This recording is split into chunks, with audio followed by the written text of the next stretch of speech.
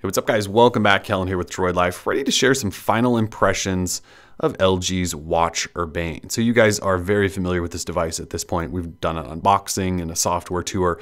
And if you haven't watched those yet, be sure to go watch those. They'll sort of catch you up on as to where we are here. But we spent the better part of the last week with this on wrist. And so yeah, we want to get these thoughts out there in case some of you are considering picking this up. So as a recap, specs wise, we've got a 1.3 inch plastic OLED display up top here, and it's a nice display. I will give that to LG right now. It's a really, really nice display. Good colors, good contrast, nice pop when you're looking at particular watch faces. Seems to be pretty efficient. You can leave it in always on mode, and it actually seems to not die. So that's an awesome thing. Also, you've got 512 megabytes of RAM, 4 gig storage, the sort of typical Android Wear specs there. You do have IP67 water resistance, so it is semi-water resistant there. 1.2 gigahertz processor in there. You do have a heart rate sensor here on the back. No Qi wireless charging though, so you do charge via connector or dock and through those pins right there. And that's mostly it in terms of specs. It really is spec-wise sort of your traditional Android Wear device. It doesn't really stand out there. Where LG's trying to make this stand out is in the design of it, the casing. So it's stainless steel and then it's been coated, right? So obviously this is the rose gold or pink gold or whatever we're calling it version. Also comes in silver. And so it's sort of got that traditional watch look with your lugs, round face. You've got a crown, which they use as a button over here. LG also tossed on this genuine leather strap.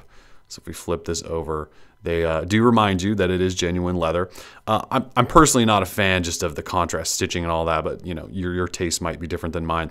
The gold version comes with this brown leather strap. The silver version comes with a black version. It is 22 millimeters though, this lug width right here, so you can swap out any 22 millimeter band. And I've already done that just to mess around with it. It's pretty easy to do. There's nothing complicated there. You do need some watch tools and things like that though. So pretty standard stuff. Again, LG's calling this their luxury sort of premium smartwatch because they've gone with the casing, tried to make it look like a watch, used genuine leather, that's mostly it. So let's talk about some of the stuff we like first, and then we'll get into the other stuff, if you will. So as for the good, the bad, the display here, which I just mentioned, is it's quite lovely. So you'll see this is with the screen on, and we'll let that time out.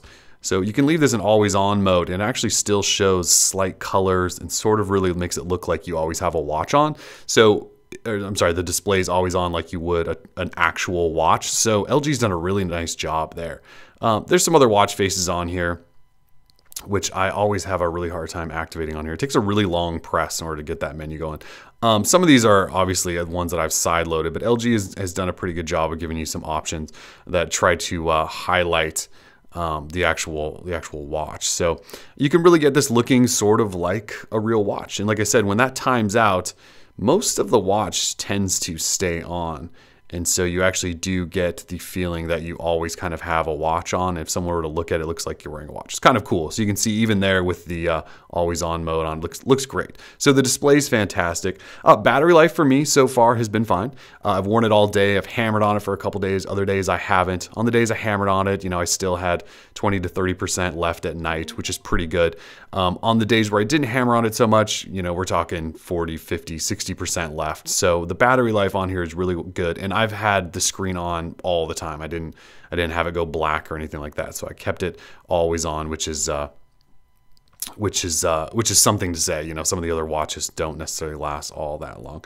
As for other stuff, Android 5.1. So we've done a tour of 5.1. And so, we've talked about swiping individual notifications away, Wi-Fi, now that we have that connectivity on Android Wear, really awesome. You could essentially leave your phone at home, run to the gym or the grocery store or a bar, and as long as you have Wi-Fi turned on and connect to that local Wi-Fi network, you can sync with your phone even though it's been left back at home on a completely different network. It's really, really cool.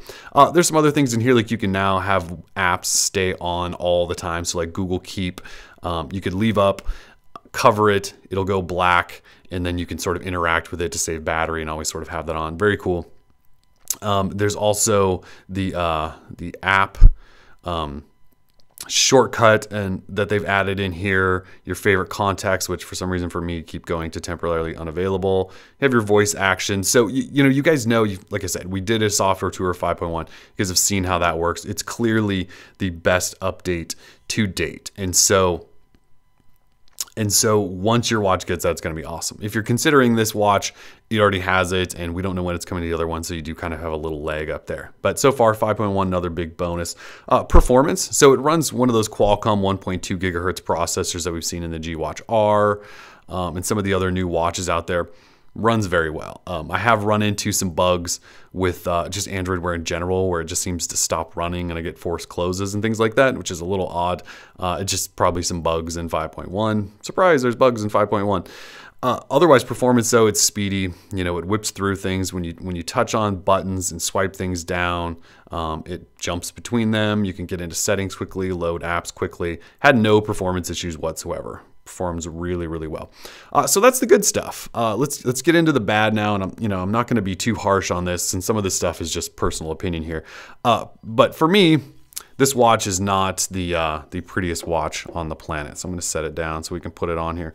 It's not the prettiest watch on the planet. It looks, while it's supposed to be luxury and round and premium, it to me looks kind of like a cheap knockoff. I'm not going to lie. The silver version in person may look much better. This gold version, though, is it's not going to turn any heads, and if it does, probably for the wrong way, in my opinion. So just opinion on the appearance here, not great. I would still much prefer the Moto 360 or even the LG's G Watch R. The other thing is, like I mentioned, the leather band. You can swap this out. It's just not great looking with the white contrasted stitching. But my real gripe with that, not just looks, is that this leather band is incredibly stiff. And even though I've been wearing it for a week and I've really been working on it and moving it around and pushing on it and wiggling it, it's just stiff and it's uncomfortable to wear. And I find like my wrist starts itching midway through the day. And so the band on here, if you do pick this up, I would highly suggest getting a new band. This is just not, it's leather and it feels sort of premium until you put it on your wrist, and then it's not comfortable and just not great. So my other big gripe then is this watch is huge. Now I do have pretty small wrists, I can admit that.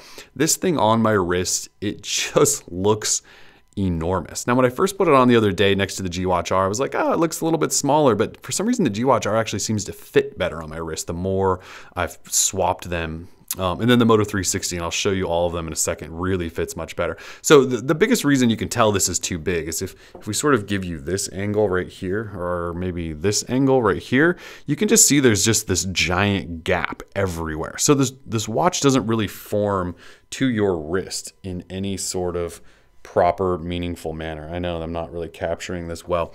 It's just, it doesn't fit well. It's too big. So it tries to show you that it's maybe rounded and forming to your wrist by the sort of cascading edges here. But if you look at the bottom of the watch, it's just perfectly flat, and it lays perfectly flat across your wrist. And it's just too big if you have even semi-small wrists. So to show you what I'm talking about, so here is the G Watch R. And the G Watch R actually does seem to wrap a little bit better around your wrist compared to that.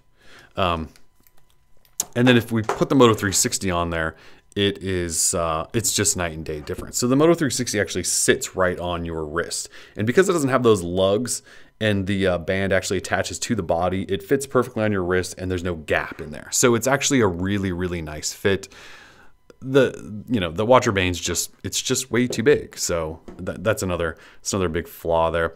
The other thing then is it's just expensive. So $350 for this thing. And I know the Apple Watch starts at $350, and this thing is stainless steel and has a really great display and is arguably 10 times better than the base model Apple Watch. It's $350 for a watch like this is still kind of expensive. It still only lasts a day. Its usefulness is still to be determined. So $350. Overall, the Watch Urbane is not my favorite Android Wear smartwatch. If I was to recommend a smartwatch today, it would still be the Moto 360, even though it's the processor is definitely aged and it's not going to perform quite as well. The battery life on the 360 is fine these days. It looks better, in my opinion. It's much more minimal. It fits your wrist, and I'm talking anyone's wrist better just because of the way they've designed it. Has wireless charging and all that stuff. The price, you can find it for under $200 now. It's stainless steel as well. Comes with genuine leather bands and things like that are made from in the US from Horween. So I just, the Moto 360 to me is just the watch still to beat. If you need something from LG and you want sort of that next level fully rounded display, also premium build, I would even recommend the G Watch R over the Watch Urbane. It's arguably, again, this is my opinion, it's a better looking watch than the Watch Urbane. Fits better on your wrist. Even as cheap as its leather band feels, it still is more comfortable than the band on the Watch Urbane. And again, you can find it for much cheaper than the Watch Urbane. So not to keep rambling, but this has sort of been final opinions, a review if you want to call it that, of LG's Watch Urbane. It's an okay watch. It doesn't look great in my opinion. It sort of looks like a faux wannabe premium timepiece. And maybe that's just this gold version, although I've seen the silver plenty. It just brings out the same emotion there. So decent attempt at a smartwatch. I would say either pick up a cheap Moto 360 if you need one now, wait for Huawei's watch to come out because it actually looks really, really nice. So if you guys have comments, questions, or want me to show you anything else about the LG Watch Urbane, we can certainly do that. But for now, that's it. Watch Urbane reviewed. Kellen, peace.